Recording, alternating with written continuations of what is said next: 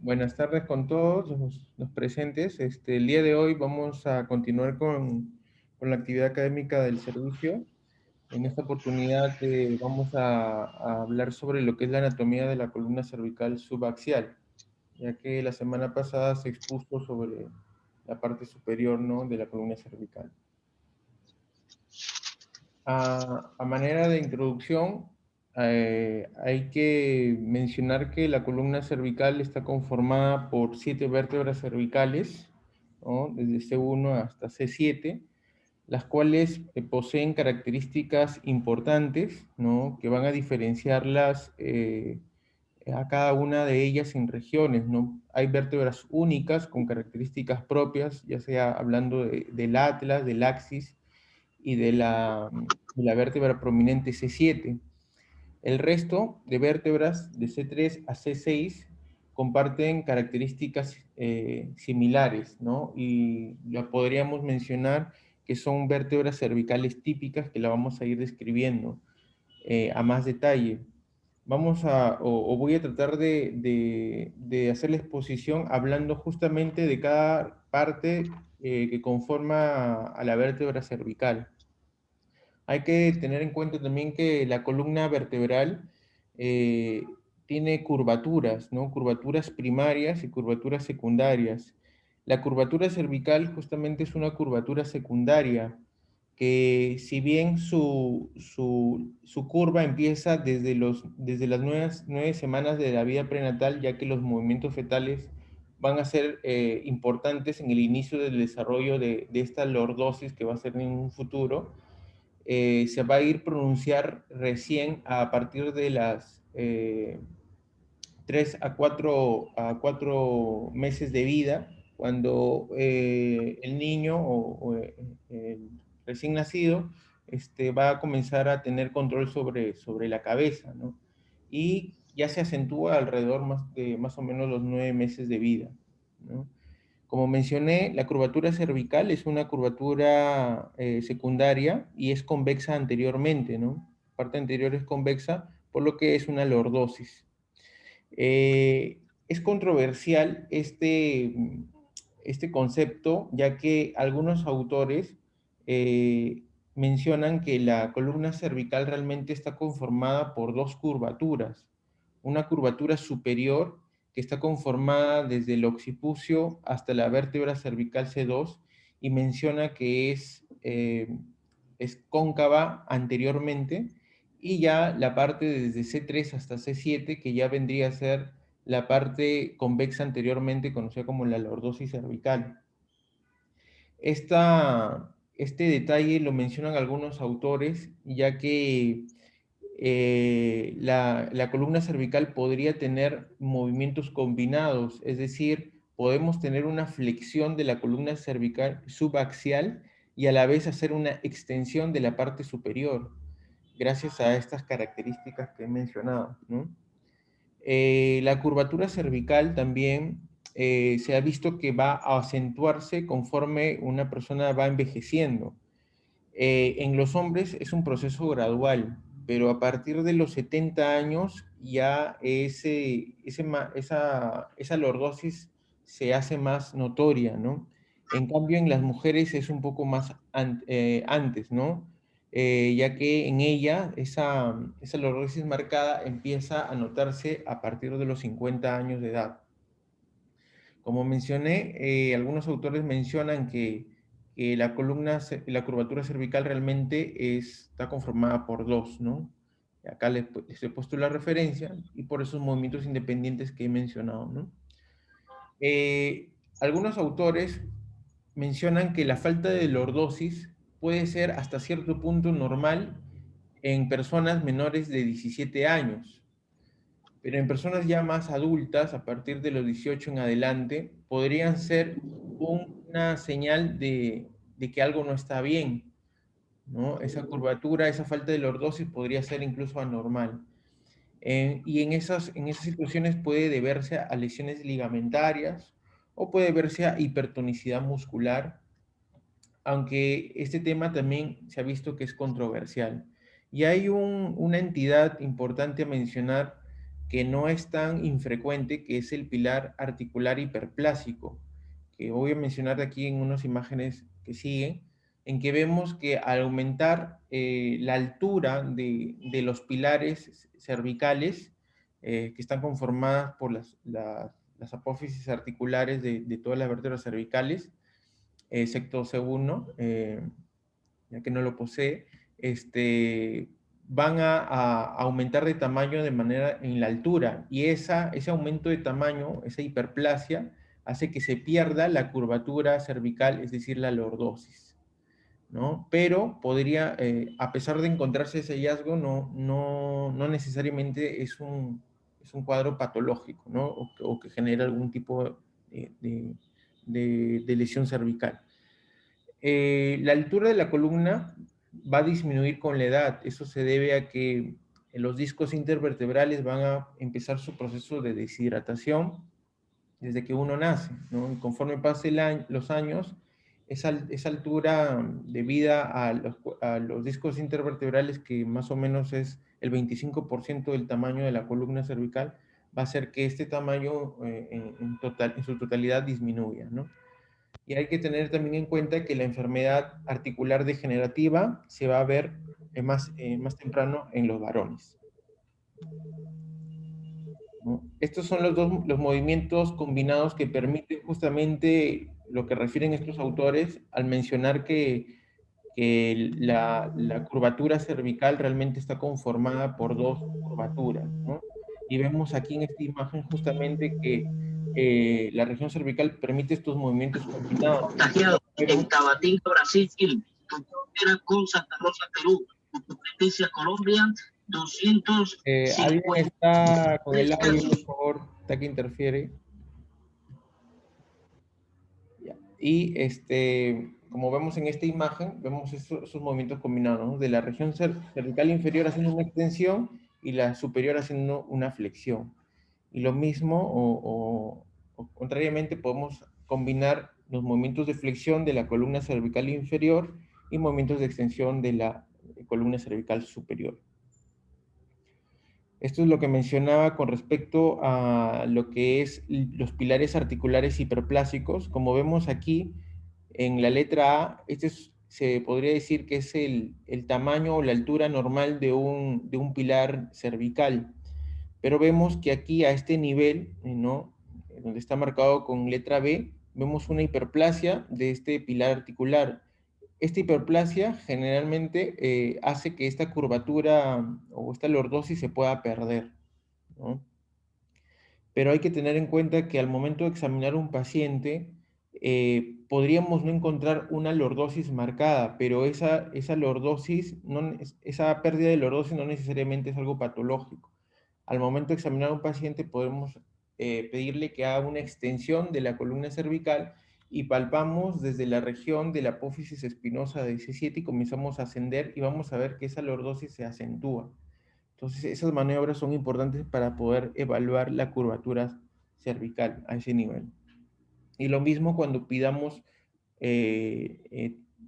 radiografías en incidencia lateral de la columna cervical, también pedirle que extienda un poco el cuello para poder acentuar esa lordosis cervical. Este es un artículo que encontré donde habla sobre la prevalencia justamente de los pilares articulares hiperplásicos y que no necesariamente sería patológico, ¿no? Y no necesariamente podría dar síntomas, ¿no? Muy bien, entonces, como mencioné, vamos a hablar de las características, en primer lugar, de las vértebras cervicales típicas, ya que la columna cervical subaxial básicamente está conformada por ellas, a excepción de la vértebra prominente C7, ¿no? Que tiene algunas características que van a diferenciarla de las demás. En líneas generales, las vértebras cervicales típicas incluyen desde la vértebra C3 hasta C6 y básicamente está conformada por un cuerpo vertebral, que es la parte anterior, y un arco posterior, ¿no? Los cuerpos vertebrales, para empezar a hablar de la primera parte de lo que conforma una vértebra cervical típica, vamos a empezar por los cuerpos vertebrales y decir que tienen una forma rectangular. Si es que nosotros vemos a los cuerpos vertebrales desde una vista superior, vamos a encontrar justamente este detalle, que es una forma rectangular con un diámetro transverso mayor que el diámetro antero-posterior. Tenemos aproximadamente 23 a 24 milímetros de diámetro transverso y 15 a 17 milímetros de diámetro antero-posterior. Estas dimensiones van a ir en aumento conforme las vértebras cervicales van descendiendo, ¿no? Y hay que tener en cuenta que el diámetro antero-posterior de la cara inferior es mayor que el de la superior, a excepción de C7. En C7 vamos a ver que las dimensiones del diámetro antero-posterior de su cara a superior e inferior son casi del mismo tamaño, lo que no sucede con las demás vértebras cervicales, ¿no? En que la cara inferior tiene un diámetro mayor. Como mencioné, los diámetros antero, posterior y transverso van a ir en aumento, pero sobre todo el que va a aumentar más es el diámetro transverso. Es decir, el diámetro transverso de la vértebra cervical C7 es el mayor de todos, ¿no? Y hay que tener en cuenta que el grosor de la corteza ósea externa de la cara superior e inferior va a ir en aumento también, ¿no? Y hay que tener en cuenta un detalle, que de la cara superior tiene un mayor grosor en la parte posterior, ¿no? Y en la cara inferior, el grosor de esta corteza es mayor en la parte anterior. Y es donde justamente el ligamento longitudinal anterior va a insertarse, ¿no? Las alturas también de los cuerpos vertebrales van a ir en aumento conforme va descendiendo las vértebras cervicales. Y con respecto a las superficies de los cuerpos vertebrales, tenemos primero que mencionar que la superficie anterior de los cuerpos vertebrales es convexa, pero si es que nosotros lo vemos o lo medimos de lado a lado. ¿Por qué? Porque si nosotros palpamos la superficie anterior de las vértebras cervicales de los cuerpos, en la región medial, vamos a notar que es cóncava, pero de superior a inferior. Y justamente a ese nivel inferior, medialmente tenemos unas indentaciones donde se va a insertar el músculo largo del cuello, ¿no? Y que en esa zona podrían formarse también picos del loro, ¿no? Y en radiografías cervicales de incidencia lateral podríamos tener aumento, ¿no? de las partes blandas que podrían indicar también alguna patología traumática a nivel de los cuerpos vertebrales y que también nos haría sospechar o mejor corroborarlo solicitando una tomografía de columna, ¿no?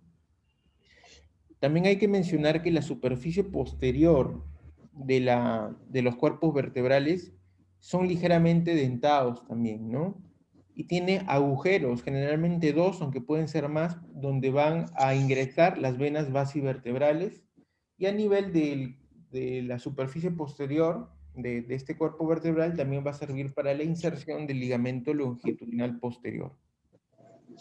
Con respecto a la superficie superior de los cuerpos vertebrales, hay que mencionar que son cóncavas, ya que en sus partes laterales vamos a encontrar unas estructuras óseas que se llaman las apófisis unciformes. Esas apófisis unciformes son las que le van a dar este aspecto cóncavo a la superficie superior si es que lo medimos de una manera de lateral a lateral, ¿no? Y la superficie inferior es convexa, ¿no? La superficie inferior de los cuerpos vertebrales es convexa.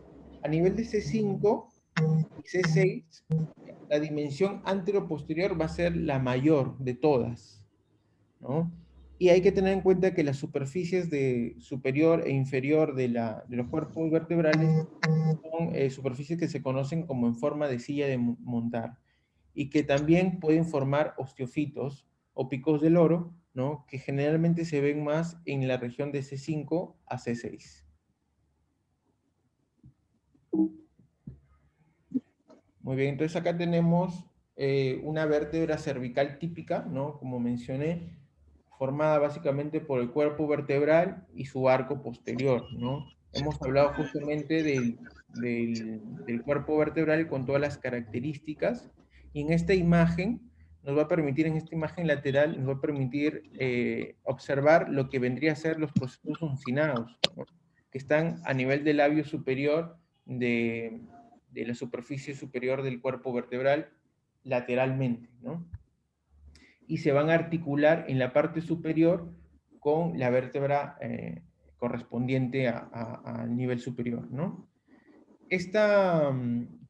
Estos procesos uncinados se mencionan que permiten la flexión y extensión, pero van a limitar la flexión lateral, ¿no? Limitan la flexión lateral.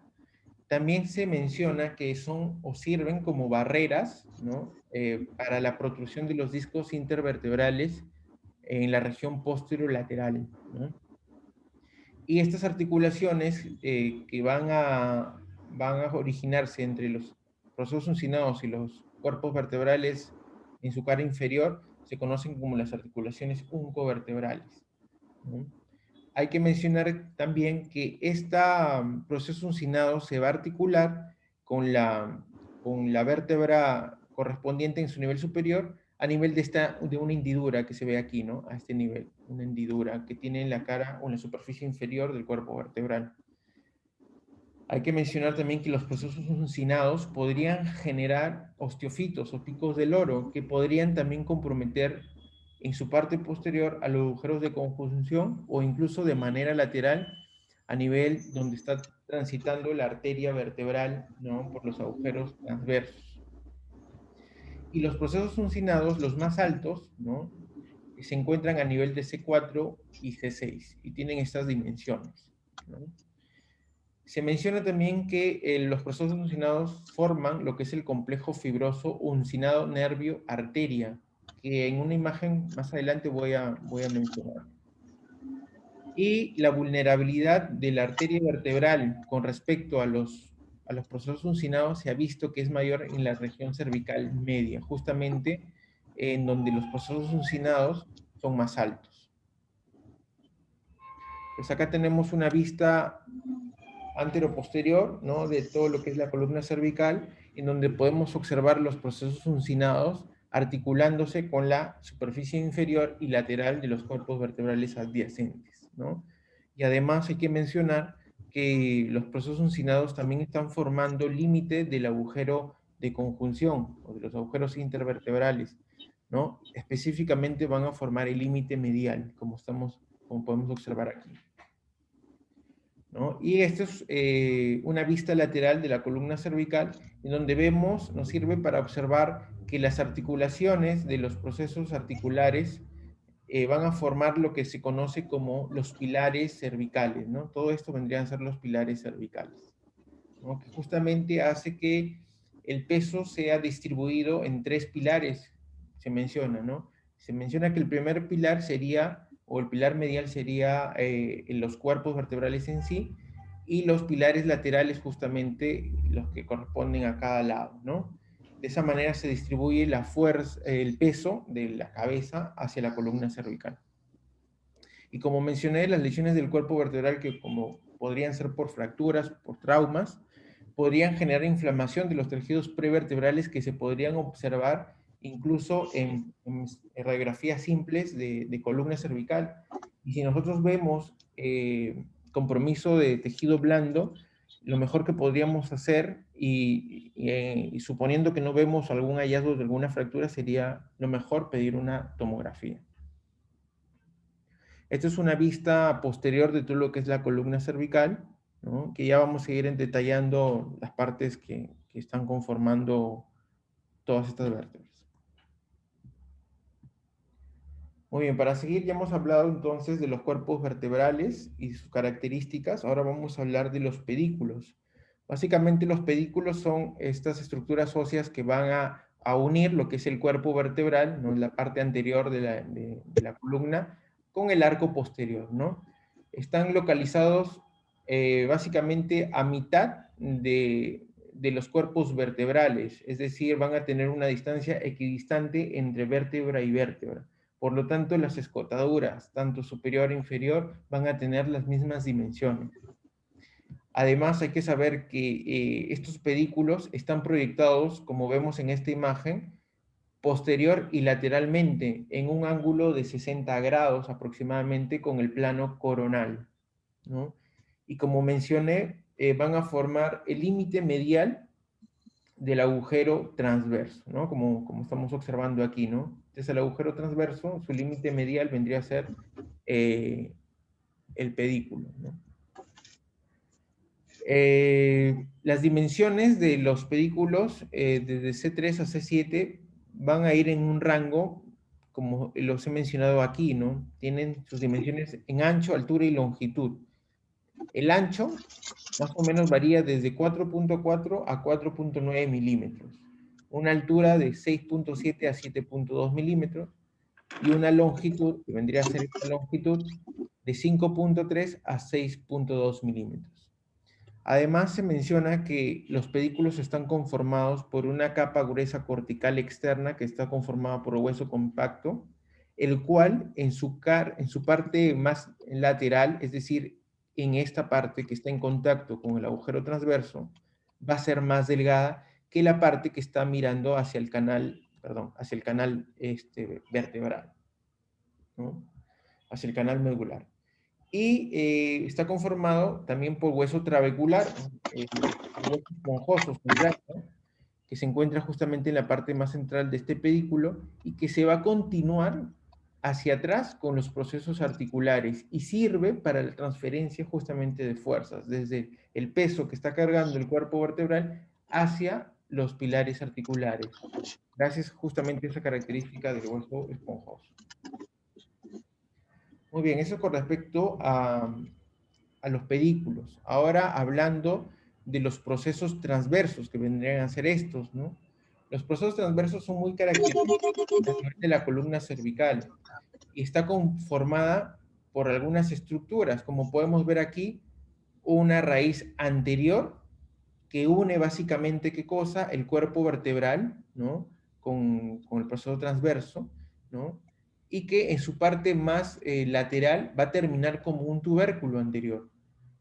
También está conformado por una raíz posterior, que básicamente su base va a ser la superficie, o mejor dicho, los procesos articulares de las vértebras cervicales, y también se va a dirigir lateralmente y va a terminar en un tubérculo, que es el tubérculo posterior. Estos dos tubérculos van a estar unidos, ¿no? Por una lámina ósea, ¿no? Se llama la laminilla intertubercular. Y estas estructuras van a conformar justamente los límites de los agujeros transversos, forámenes transversos, que vendrían a ser los pedículos de manera medial, la raíz anterior, su límite anterior, su límite lateral, la laminilla intertubercular, su límite posterior, el tubérculo posterior, ¿no? Los diámetros del agujero transverso son diámetros que son constantes relativamente, ¿no? Y entre los dos tubérculos hay un surco, ¿no? Un surco ligeramente excavado por donde va a pasar el nervio espinal, ¿no? Acá podemos observar en esta imagen mejor este surco intertubercular por donde va a transitar el nervio espinal, específicamente la rama ventral del nervio espinal correspondiente a ese nivel, ¿no? Y acá podemos ver el agujero de transición con todos sus límites. Como mencioné, el proceso uncinado forma el límite anterior, ¿no? del agujero intervertebral. Muy bien, para continuar con los procesos transversos, también hay que mencionar que los procesos transversos están conformados por tejido fibroso que se acentúa a nivel de C4 hasta C6 y que sirve de alguna manera para proteger a la médula espinal. ¿Por qué? Porque este tejido fibroso, como podemos ver a este nivel, van a servir de anclaje, ¿sí? ¿Por qué? Porque a ese nivel va o perforarlo la rama ventral o anterior del nervio raquídeo, de ese nivel. Esto le va a dar estabilidad también a la médula espinal, para que ésta no sufra los movimientos de lateralización, ¿no? Ya que también a ese nivel va a estar cubierto por dura madre, que va a formar un embudo, lo cual va a hacer también que no se puede estirar tanto lo que es la raíz raquidia a ese nivel, formando lo que es un manguito justamente de dura madre, el cual posee inervación sensorial gracias al ganglio dorsal, justamente se encuentra a ese nivel correspondiente de cada nivel cervical que se esté formando, ¿no? Hay que tener también en cuenta que vamos a tener a ese nivel los ramos del nervio raquídeo, como mencioné, el ramo anterior o ventral, que es el que mencioné acá, y el que va a transitar sobre el surco intertubercular, y el ramo posterior o dorsal, que va a dirigirse en correspondencia con la cara lateral de este proceso articular, ¿no? De los pilares articulares, y que además va a darle inervación sensitiva, sensorial a ese nivel, porque recordemos que también los pilares articulares tienen una rica inervación propioceptiva que informa al cerebro de la ubicación de lo que corresponde al eje cervical. Como mencioné, los tubérculos, los procesos transversos tienen tubérculos, ¿no? Un tubérculo anterior y un tubérculo posterior. Esos tubérculos sirven para las inserciones de músculos y de ligamentos, ¿no? Los tubérculos anteriores de C4 C6 sirven para las inserciones de estos músculos que he mencionado acá, que es el escaleno anterior, el largo de la cabeza y del cuello. Y los tubérculos posteriores para el esplenio del cuello, el longísimo cervical, el elevador de la escápula, el escaleno medio y otros músculos de la región posterior. El foramen transverso, ya mencioné sus límites, ¿no? Que el límite medial estaba conformado por el pedículo, límite anterior por el tubérculo anterior, límite lateral por la laminilla intertubercular y límite posterior por el tubérculo posterior. Los diámetros del foramen transverso podrían ser asimétricos del mismo nivel. ¿Qué quiere decir? Que el lado derecho con el lado izquierdo de cualquier nivel no necesariamente sean del mismo diámetro, podrían variar. Incluso los agujeros transversos podrían no ser solo uno, sino podrían ser dos. Hay muchas variantes a nivel de eso. Hay que recordar que por ahí está transitando la arteria vertebral, la cual asciende desde la vértebra cervical número C6 hacia arriba. Lo que no sucede con C7, ¿no? Pero por C7, que sí posee agujero transverso, sí transitan las venas vertebrales. Y hay que también tener en cuenta la relación que tiene la arteria vertebral con la raíz anterior del nervio raquídeo. Como podemos ver aquí en esta imagen, vemos que el nervio o la raíz ventral del nervio raquídeo transita por la cara posterior de la arteria vertebral. Y yo mencioné que la apófisis unciforme forma un complejo, ¿no? Acá está cubierto por tejido fibroso. Ese complejo fibroso que une a la apófisis unciforme, la arteria vertebral y el nervio raquídeo, se conoce como complejo unciforme arteria-nervio. Y hay que tener en cuenta eso, ¿por qué? Porque los procesos uncinados podrían tener degeneración ósea con los picos del loro que podrían generar estenosis o lesión también de la arteria vertebral, ¿no? Y estenosis tanto del agujero intervertebral como del agujero transverso.